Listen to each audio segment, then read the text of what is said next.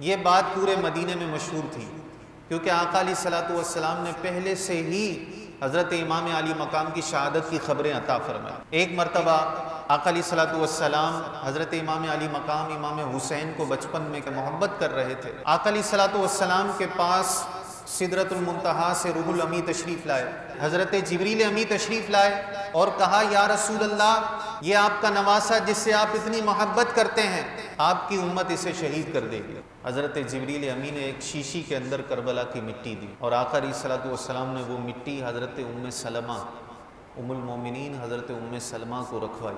ایک مرتبہ 10 محرم الحرام عاشورے کے دن حضرت ام سلمہ قیلولہ کے لیے دوپہر میں سوئی تو آپ نے خواب دیکھا۔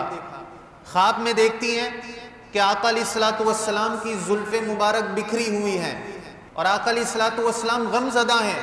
حضرت ام سلمہ استفسار کرتی ہے، پوچھتی ہیں کہ یا رسول اللہ، یہ اس غم کا سبب کیا ہے؟ خواب میں آقا علیہ الصلوۃ والسلام نے چھوٹی سی شیشی خون سے بھری ہوئی حضرت ام سلمہ کو دی اور کہا کہ یہ میرے نواسے حسین کا خون ہے، اسے میری امت شہید کر دے گی۔ حضرت ام سلمہ اٹھتی ہیں تو وہ کربلا کی مٹی جو ہے وہ خون میں تبدیل ہو جاتی۔ یہ سارے واقعات اور جبریل امی کا آ کر آقا علیہ الصلوۃ والسلام کو بتانا، یہ اہل مدینہ میں مشہور تھا۔ حضرت امام علی مقام کو حضور کی امت شہید کر دے گی۔